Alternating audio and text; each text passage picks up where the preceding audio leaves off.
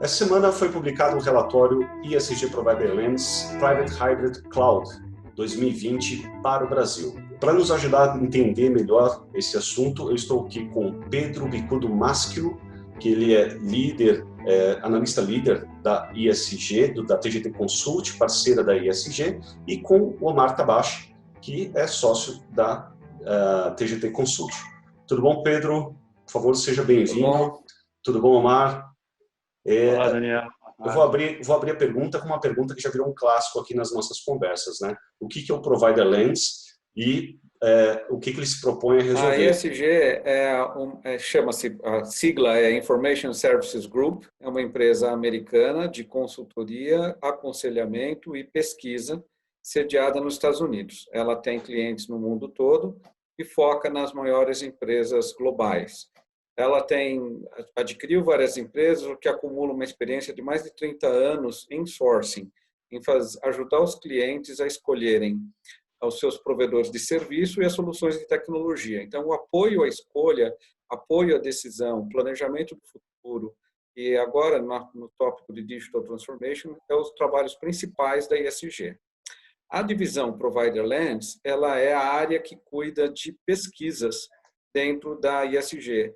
Nós buscamos as informações de mercado para que esses consultores e esses aconselhamentos da ESG possam estar baseados em fatos e verdades sobre cada mercado. Por isso que nós fazemos as pesquisas por país. Como você leu aí, esse é o relatório para o Brasil, porque esse relatório também foi publicado nos Estados Unidos, na Inglaterra, na Alemanha, nos países nórdicos, e isso faz com que a gente tenha uma condição de aconselhamento em cada país. Não é porque uma empresa é boa num país que ela vai ser necessariamente boa em outro. E aqui para o nosso mercado significa que a gente consegue equilibrar a empresa brasileira com as suas fortalezas e a empresa multinacional com as suas fortalezas, para que o cliente possa tomar uma decisão bem equilibrada, bem ponderada. Deixa eu completar, Daniel. Legal. Dando uma visão local desse tema. A TGT é uma empresa que tem 15 anos de Brasil e desses 15, como eu sempre comentei, nos últimos 13, a gente tem feito consultoria e estratégia de tecnologia para grandes empresas brasileiras e multinacionais. Nesses 13 anos, a gente sempre, um dos trabalhos fortes que a gente faz é a escolha da solução tecnológica para um parceiro e o provedor e o parceiro de tecnologia. Quando em 2017 a gente viu a oportunidade de ter esses relatórios no Brasil, de ter uma pesquisa local que nos desse uma fonte de informação com a lupa dentro do território brasileiro, né? Comparando multinacionais e nacionais no mercado local, ou seja, para a gente poder fazer esse aconselhamento baseado em fatos, na hora a gente adotou e nos tornamos parceiros da ESG e passamos a representar e produzir essas pesquisas no Brasil. Um outro objetivo colateral dessa pesquisa, e acho que isso aí o Pedro vai poder falar com essa evolução do relatório, é desenvolver o nível de serviço dos fornecedores de tecnologia no Brasil. Na medida que você tem essa comparação, que a gente compara melhores práticas, que a gente compara indicadores de desempenho, tendências, portfólio de serviço, a gente eleva o nível de qualidade dos fornecedores locais. Então, é o terceiro ano que a gente está realizando isso no Brasil. É muito importante essa melhoria de nível de serviço e competitividade até internacional. Acho que o Pedro vai falar um pouquinho, principalmente no tema de hoje, que é Private e Hybrid Cloud. Bacana, legal. E, bom, uma pergunta aparentemente leiga no início, aí para a gente abrir o assunto. Na área de TI, a gente tem muitas novidades, muitos termos novos, né? Muitas buzzwords, né? E a minha pergunta é, por que a gente não chama mais de data center e sim de private cloud? É só o nome que mudou ou tem uma mudança conceitual aí mais importante a ser observada? O data center continua existindo, então você utilizar a palavra data center, ela não é errada, mas ela acaba hoje conotando com o data center interno, que a empresa tem, e ela mesma mantém os facilities, né, o prédio, as instalações, o ar-condicionado, etc. Então, quando você fala data center, normalmente você está envolvendo a palavra do prédio também, dos facilities, né, de toda aquela infraestrutura. Então, por isso, as empresas hoje, quando você fala um hybrid cloud, você está dizendo que ele é híbrido, portanto, você tem uma parte que está no data center, uma parte que está em outro lugar. Pode ser no colocation, pode ser na nuvem pública. Normalmente, a nuvem pública que significa que você tem uma nuvem híbrida e não uma nuvem pública simplesmente. O data center private cloud, ou seja, a nuvem privada, ela tem duas formas de você configurar. A primeira onde surgiu o nome você está usando uma infraestrutura de serviço público, mas você fecha o perímetro de rede de forma que ninguém consiga entrar nessa rede, a não ser os seus empregados. Então, ela é uma rede privada. Ele é um data center privado, mesmo que ele esteja utilizando uma infraestrutura pública. Então, isso é possível desde o começo de cloud. E isso surgiu principalmente porque as empresas tinham uma preocupação com segurança, então foi para esse formato de private cloud. Há outro aspecto é que quando você está usando uma tecnologia obsoleta, que agora já é obsoleta em 2020, em que você não preparou essa aplicação para cloud pública, os aspectos de segurança dessa aplicação dependem de uma autenticação de usuários na sua rede. Então, você só consegue ter segurança se você estiver numa rede privada. Mas é porque a aplicação é velha, não é porque a rede pública, a nuvem pública não seja segura, é porque a aplicação não é segura. Então, ela continua existindo. Você tem muitos sistemas ainda legados que necessitam disso. Então, o nome agora você muda para o data center privado, é esse data center em nuvem ou dentro da minha própria instalação, né? O private cloud.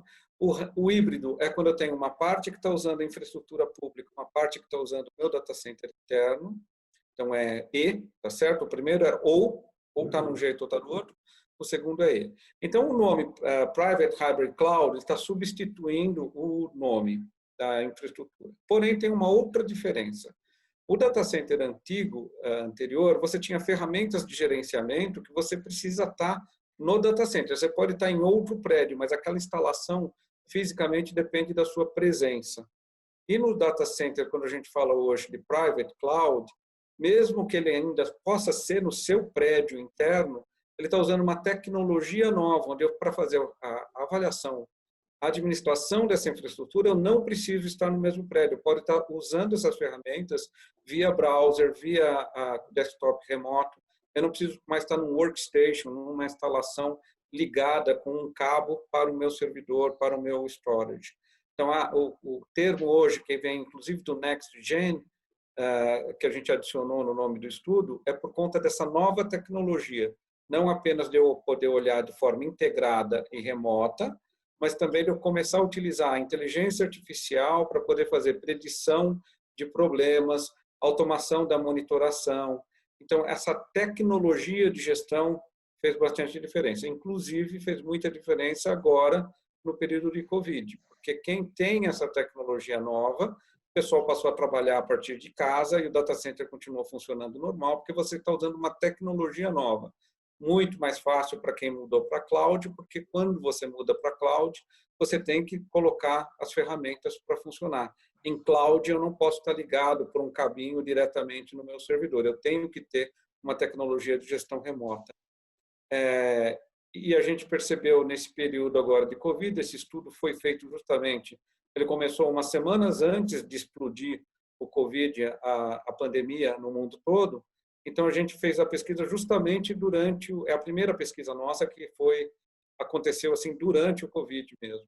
Então, uma coisa que foi bastante relatada é essa: os fornecedores que têm clientes na tecnologia antiga tiveram mais dificuldade de passar para o trabalho remoto e alguns não conseguiram. Então, tem data centers internos que continuam tendo que a pessoa ir até o data center todos os dias, porque não dá para administrar remotamente.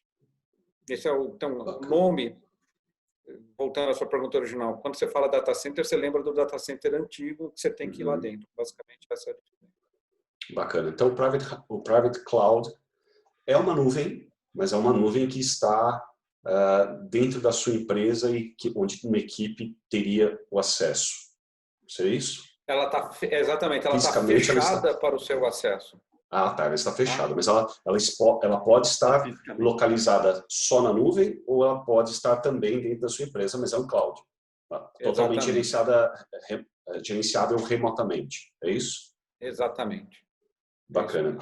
E você tocou num ponto importante, né? Especialmente porque a gente ainda está no meio de uma pandemia, né?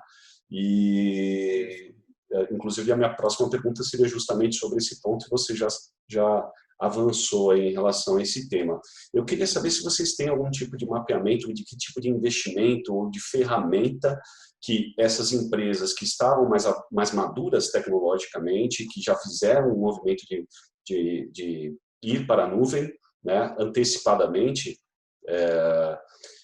e que tipo de investimento que essas empresas fizeram que, nessa situação do Covid, elas tiveram algum tipo de vantagem, de uma melhor resposta a essa demanda. A questão dos contratos, eles mudam, mas não é por conta do Covid agora de imediato, eles já vinham mudando antes.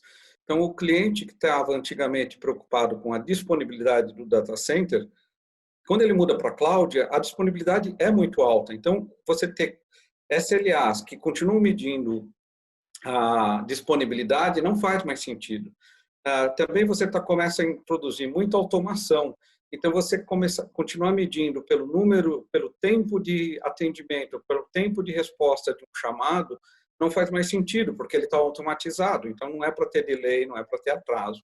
Então, os contratos precisam mudar. Em muitos lugares, o contrato está mudando para resultados de business. Então, por exemplo, eu estou dando suporte ao sistema de check-in, eu vou medir quanto tempo demora o check-in das pessoas no avião, ou check-in, o tempo de fila de caixa no varejo, e atrelar a disponibilidade a fatores de negócio, ou seja, o meu sistema está performando bem, qual é a performance que ele está dando, e subir a camada de monitoração, deixar de monitorar o arquivo físico ali, a disponibilidade de servidor, para começar a medir performance de aplicações. É o que a gente viu mais comum e está muito presente nos líderes. Os líderes estão avançando nessas ferramentas e nesse tipo de contrato, porque esse fornecedor que tem a tecnologia, ele não tem medo de assumir um contrato atrelado ao business.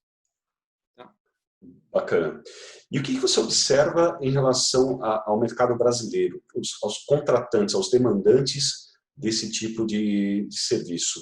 É ainda algo exclusivo das grandes, das médias, das pequenas empresas? Como que está o comportamento dos demandantes? O mercado está mudando muito, Daniel. Está mudando porque na TI antiga, né, você tinha os bancos que gastam muito com tecnologia, investem bastante em tecnologia, eles eram os clientes principais. As grandes empresas, as que tinham grandes orçamentos, eram o cliente principal dos provedores de serviço. Eles ainda continuam tendo uma complexidade e um gasto bastante elevado. Mas o mercado intermediário, a empresa de porte médio, varejista, varejo é um mercado que demorou muito tempo para adotar tecnologia mais avançada, mas nos últimos anos estão utilizando bastante. O e-commerce puxou bastante o uso de tecnologia também por essas empresas. A necessidade de conhecer o cliente também puxou bastante o uso de analytics, de avaliação de comportamento e a integração com a rede social.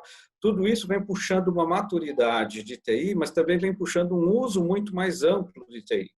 E essas empresas de porte médio são milhões de empresas no Brasil, enquanto que as empresas, mega empresas, que a gente está falando dos grandes bancos, etc., são centenas de empresas. Então, o mercado intermediário é um mercado enorme e é ele que está puxando mais rapidamente as mudanças de data center e as mudanças para a cloud híbrida, porque ele precisa rapidamente, é um modo muito rápido de atualizar a tecnologia e ir para esse mercado. O que mudou muito do ano passado, isso já era verdade no ano passado, mas mudou muito nesse ano, é que o advento de cloud, ainda voltando àquela questão dos contratos, se você tem contratos agora que são fáceis de você romper e fazer outro, porque você não tem uma multa de saída quando você está, por exemplo, em cloud, você está usando recursos de infraestrutura compartilhados, sem multa de saída, você pode ir de uma nuvem para outra, você pode ir de um fornecedor de serviço para outro fornecedor de serviço, sem mudar de nuvem, ou você pode mudar de nuvem. Então, essa essa capacidade de levar o processamento de dados de uma nuvem para outra nuvem, ou para o seu data center, ou para a colocation, ela faz com que você não esteja mais cativo a um contrato, você não está preso a um contrato. Então, a gente viu nesse ano, foi empresas que mudaram de fornecedor de serviço sem mudar de nuvem, e nós temos empresas que mudaram de nuvem sem trocar o fornecedor de serviço. Falar para o mesmo fornecedor de serviço, essa nuvem está cara, eu quero ir para outra. E às vezes por uma diferença de preço pequena. E ele consegue mudar, porque o custo de saída é muito baixo. Ou seja, eu não tenho um enorme investimento para mudar minhas aplicações de um lugar para o outro, porque eu estou utilizando tecnologia nova. Então, sempre o cliente tem que pensar, se ele migrar para a nuvem, ou se ele está administrando uma nuvem híbrida com várias ferramentas, sem ter feito uma unificação, sem ter feito uma arquitetura, ele não consegue essa velocidade, essa flexibilidade. Mas essa é a grande diferença. A gente começou a ver uma mudança de mais competitiva entre os provedores de serviço. Legal, Pedro. Bacanas informações. E uma última pergunta aqui para a gente fechar, estendendo a pergunta também para o Omar. Nós temos visto aí vários clientes passarem por um processo de contratação via RFP, né? Um processo longo, criterioso, que visa aí eliminar a subjetividade do processo de escolha aí de fornecedores, né? Mas é muito comum também as empresas passarem por todo esse processo e ficarem decepcionadas com o parceiro que foi escolhido, né? Vocês têm uma percepção do porquê e quais seriam as alternativas para a gente fugir dessa limitação do modelo da RFP, que é demasiadamente objetiva e ignora, às vezes, critérios mais subjetivos ou informações de mercados que podem ser, informação de mercado que pode ser relevante para a escolha do parceiro correto? É bem recorrente isso, né, Daniel? A gente que está lá na ponta de auxiliar os clientes a escolher o parceiro, é interessante que um processo detalhado técnico, né? Esse nosso cliente mergulha num processo detalhado de RFP, de criar critérios, e eles criam por critério objetivo, e às vezes um parceiro que até já está na conta, conhece melhor, consegue ter uma resposta melhor àquela proposta, mesmo sem ter a condição de ter o melhor nível de serviço. Ou seja, ele tem uma equipe melhor para desenvolver proposta, mas não necessariamente ele tem o melhor nível de serviço. Porque a RFP não consegue medir, primeiro, a aderência dessa resposta e, segundo, a qualificação técnica, a idade dos equipamentos por trás da resposta num serviço de infraestrutura. Então, assim, é uma armadilha. E aí o critério de desempate, quando a gente tem vendedores com propostas competitivas, acaba sendo o preço. Então, você já tem uma proposta que atende tecnicamente dentro dos limites, e aí você compara preço, ele desestimula ainda o fornecedor a ter um investimento melhor. Então, a gente tem visto recorrentemente, e a gente tem uma proposta de fazer esse processo de sourcing, né, de contratação, de uma maneira mais colaborativa, de uma maneira mais de criação da proposta, e sempre olhando outras dimensões dos fornecedores por fora, descolada da RFP, que é uma parte não técnica, que é onde entra o Provider Lens, dando esse apoio com dimensões não tão técnicas. O processo de Future Source, de criação, de cocriação da solução, ele também elimina paraquedistas, ele traz o fornecedor para esse processo de sourcing e cria já um nível de teste, de prototipação, que melhora a resposta à demanda do cliente. E o Provider Lens acaba também trazendo informações extra RFP que ajudam nesse processo, né, Pedro? Comente, por favor, a minha resposta. O deal, ele depende muito justamente do alinhamento do cliente e as expectativas que esse cliente tem com o provedor, mas ele é mais voltado a um match de cultura do que propriamente dito de tecnologia, tá certo? Uma vez que a gente está indo para a infraestrutura que é cada vez mais commodity, a diferença vai estar no serviço, a diferença está nas pessoas. E embora ela tenha que ter as ferramentas adequadas, como a gente comentou, o provedor tem que ter uma plataforma que permita escalar, que permita administrar bem o ambiente, mas ele também tem que ter um nível de serviço de conseguir entender o que o cliente precisa, atender tem crescido muito a preocupação com consultivo mesmo. Então, o provedor de infraestrutura, ele não era uma pessoa consultiva. Ele passou a ser consultivo, porque você tem lá o projeto novo do seu time ágil e ele precisa implementar, ele vai precisar de DevOps, ele vai precisar de container, ele vai precisar subir máquina na nuvem ou no seu data center, e ele quer, escuta, qual é o tamanho de banco de dados que eu vou precisar, qual máquina eu vou escolher, etc. É um trabalho mais consultivo. A gente tem visto um crescimento da queixa nesse tipo de serviço. Então, eu não tenho a queixa naquele serviço de eu tive um incidente, quanto tempo demora para resolver? Ou parada de data center não acontece mais. Então, os problemas antigos não acontecem mais. E os novos requerem não só o novo contrato, o novo SLA, mas ele requer uma seleção que seja mais interativa, para você conseguir experimentar como é que vai ser o dia a dia com esse fornecedor. E não existe um fornecedor único que vai atender bem todos os clientes. Esse match, ele é único.